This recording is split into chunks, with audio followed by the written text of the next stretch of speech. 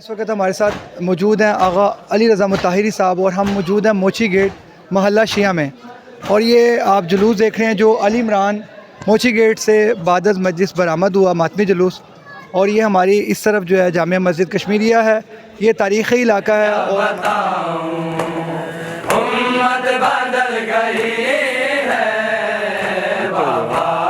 میں کیا بتاؤں، امت بدل گئی ہے۔ اور ہمارے ساتھ موجود ہیں استاد محترم سید جواد نقوی حفظہ اللہ کے شاگرد آقا علی رضا مطہری صاحب، اور ہم ان سے سب سے پہلے شکریہ ادا کریں گے کہ آپ نے ہمیں ٹائم دیا، آپ کے شکر گزار ہیں۔ اور آقا جان، ہمارا سوال یہ ہے کہ نظام سسٹم جو اللہ نے دیا انسان کی حیات کے لیے، اور اس میں کیا وجہ ہے کہ انسان کیوں نہیں جاتے؟ اعوذ باللہ من الشیطان الرجیم، بسم اللہ الرحمن الرحیم۔ بہت بنیادی سوال کیا آپ نے کہ اللہ تعالیٰ نے انسان کی جو حیات ہے، اس حیات کو بامقصد بنانے کے لیے، کہ جس مقصد کے لیے اللہ تعالیٰ نے انسان کو یہ حیات عطا کی ہے، اس مقصد تک پہنچانے کا انتظام بھی اللہ تعالیٰ نے کیا ہے، اور وہاں تک پہنچانے کے لیے اللہ تعالیٰ نے وہ خوبصورت نظام جو تمام سلسلے میں، انسانی سلسلہ جو حضرت آدم سے شروع ہوا اور اب تک یہ سلسلہ جاری ہے، اللہ تعالیٰ نے ایک نظام مقرر کیا ہدایت کا، تاکہ انسان اس ہدایت کے نظام کے تحت زندگی گزار کر اپنی زندگی کو بامقصد بنائے، یعنی جس مقصد کے لیے زندگی عطا کی ہے اس مقصد تک انسان کو پہنچایا جا سکے۔ تو کیا وجہ ہے آقا جان کہ ممبر سے بجائے اس کے کہ نظام الہی کی ترویج کی جائے، نظام طاغوت، نظام امریکہ، نظام فرانس اور برطانیہ جو وہاں سے ایک نظام بن کر آیا، اس کی ترویج کی جاتی ہے اور ووٹ کے اوپر زور دیا جاتا ہے کہ امت ووٹ ڈالے، ابھی مصلیحت ہے، جیسا کہ کل تاریخ میں بھی یہی ہوا کہ بنو عباس نے کہا کہ ابھی مصلیحت ہے مولا، ابھی ہم آپ کو حکومت نہیں دے سکتے۔ ابو مسلم خراسانی نے یہ کہا کہ آج بھی ایسے کردار موجود ہیں ابو مسلم خراسانی کے جو ممبر کے اوپر بیٹھ کے ووٹ کی ترویج دیتے ہیں اور کہتے ہیں ابھی بھی مصلیحت ہے، جو کل کہتے تھے۔ حقیقت ابدی ہے مقام شبیری، بدلتے رہتے ہیں انداز کوفی و شامی۔ تو یہ سلسلہ ابھی ختم نہیں ہوا ہے بلکہ جاری ہے، یعنی ایک طرف اللہ تعالیٰ کا نظام جو ولایت و امامت کی شکل میں موجود ہے، تو دوسری طرف وہ کردار بھی موجود ہیں کہ جن کرداروں کی وجہ سے ولایت اب تک محجور رہا، یعنی ولایت کو چھوڑ دیا گیا۔ وہ اسباب بہت سارے ہیں، ان میں بعض کچھ اگر ہم اسباب ذکر کریں، ان میں سب سے بڑا سبب جو ہے انسان کا اپنا مفاد ہے، کہ میں اگر اس نظام کی طرف آؤں گا تو بہت ساری قربانیاں مجھے دینی پڑیں گی،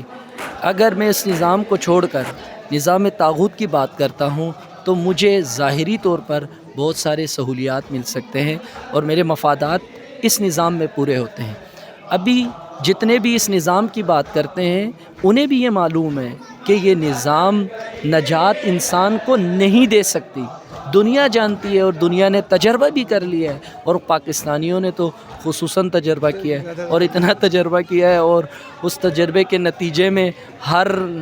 آن ان کے لیے نیا انداز دیکھنے کو ملتا ہے، لیکن اس تجربے کے باوجود بھی یہ کہ ناکام ترین نظام ہے جو موجودہ نظام قائم ہے، اور اللہ تعالیٰ کا مقرر کردہ نظام وہ یہ نہیں ہے، یہ مسلمات میں سے ہے، سب جانتے ہیں، لیکن کیونکہ اس نظام میں اگر ہم جائیں گے ہمارے مفادات ہیں، امت کا کوئی مفاد نہیں ہے۔ امت کا اگر مفاد ہوتا تو پاکستان کی یہ حالت ہوتی، اگر دین کا مفاد ہوتا تو آج مسلمانوں کی یہ حالت ہوتی، کہ آج اگر غزہ میں یہ حالات ہیں تو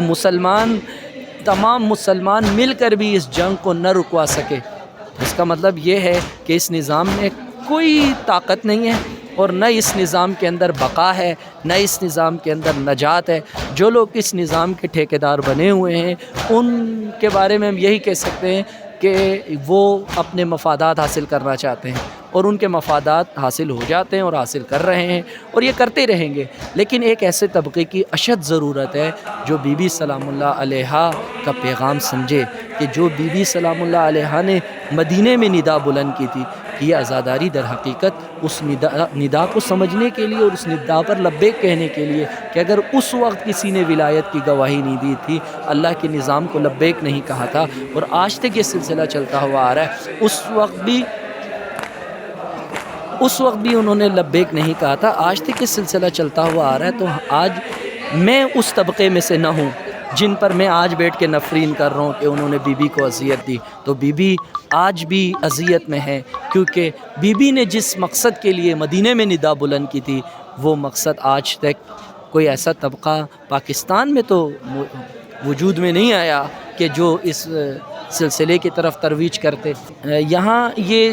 نقطہ بھی عرض کر دوں کہ استاد محترم سید جواد نقوی نے جب پاکستان کے اندر اس نظام کی بات کی کہ جو بی بی سلام اللہ علیہا نے اس نظام کی ترویج کے لیے دعوت دی، اس نظام کی جب بات کی تو جن کے مفادات خطرے میں تھے انہوں نے پوری توانائی لگائی کہ کسی نہ کسی طریقے سے ان کی شخصیت کشی کی جائے کریں، اور شخصیت کشی کی۔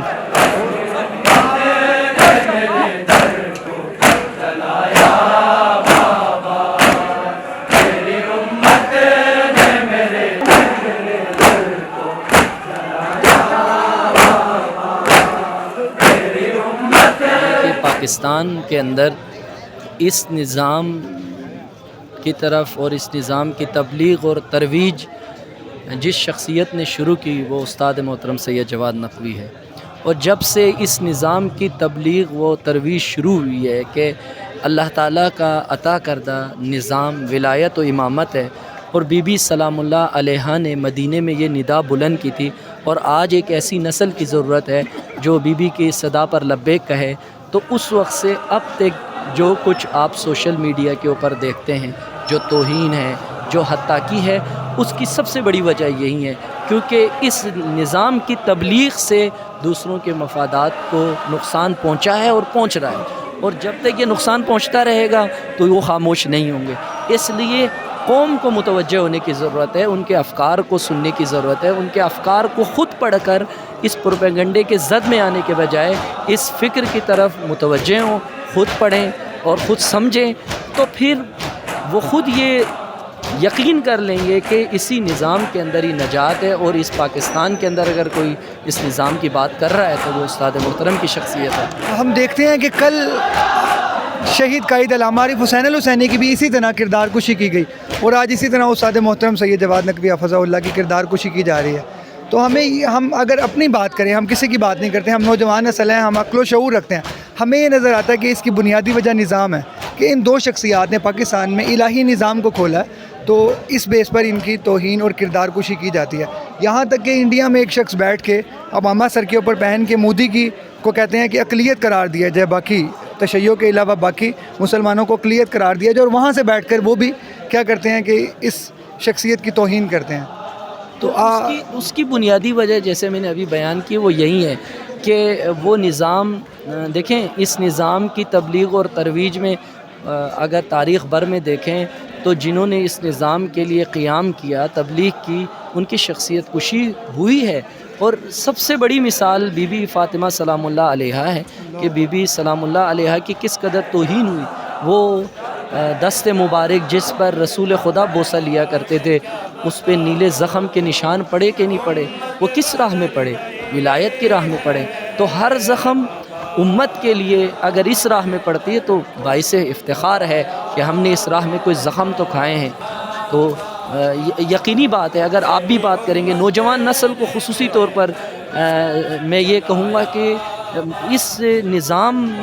کو، جس نظام میں ہم زندگی گزار رہے ہیں، اس کا شر ہم سب نے دیکھ لیا ہے۔ جب اس کا شر ہم نے دیکھ لیا ہے تو خیر کے منبع کی طرف آئیں، اور خیر کا منبع بی بی فاطمہ الزہرا سلام اللہ علیہا ہیں۔ سوشل میڈیا پر اور میڈیا پر بیٹھ کر صرف اور صرف نامناسب مناظر دیکھنے پہ اپنا وقت ضائع کرنے کے بجائے دین اسلام اور مکتب کی جو خصوصیت ہے اور خوبی ہے اور جو حسن ہے اس کو درک کرے، اس کو سمجھے، اور دنیا تک اپنی آواز پہنچائے کہ ہم فاطمی ہیں، ہم حسینی ہیں، ہم مسلمان ہیں، اور ہم سچے مسلمان ہیں۔ میرا آخری سوال، آپ نے قیمتی وقت دیا، شکر گزار ہیں آپ کے۔ آخری سوال کہ نوجوان نسل فاسق و فاجر جو شخص ہیں ان سے کیوں امیدیں لگا لیتی ہے، جبکہ جیسا کہ فاطمی کردار بھی فاطمہ کا حضرت علی علیہ السلام جیسا قرآن جیسی کتاب ہمارے پاس ہے، تو کیا وجہ ہے کہ جو نوجوان نسل کو کیا پیغام دیں گے کہ وہ فاسق و فاجر لوگوں سے کیوں امیدیں لگا لیتی ہے؟ کبھی کبھار کیا یہ تو نظر آتا ہے باقاعدہ طور پر کہ آج جوان کس طرف، رجحان جوانوں کا کس طرف ہے۔ قرآن کریم میں شیطان نے اپنا ایک حربہ بیان کیا ہے کہ میں کس طریقے سے نسل انسانی کو ورغلاؤں گا اور کس طریقے سے راہ حق سے ہٹاؤں گا، وہ ہے کہ میں اپنے راستے کو اور اپنے مقصد کو خوبصورت بنا کر پیش کروں گا۔ تو وہ اپنے نعرے خوبصورت لگاتے ہیں، اہداف ان کے بڑے بڑے بیان کرتے ہیں، لیکن اس میں کوئی سچائی نہیں ہوتی۔ جیسے آج پاکستان کے اندر جو نظام ہے اس کے بارے میں جو ترویج کی جا رہی ہے، اس کی تبلیغ کی جا رہی ہے، اس میں بھی نعرے بڑے نعرے ہیں، لیکن اگر اہداف کے لحاظ سے، مقاصد کے حصول کے لحاظ سے دیکھیں تو 1% بھی اس قوم کو خیر اس نظام سے نہیں ملی۔ جزاک اللہ، جزاک اللہ۔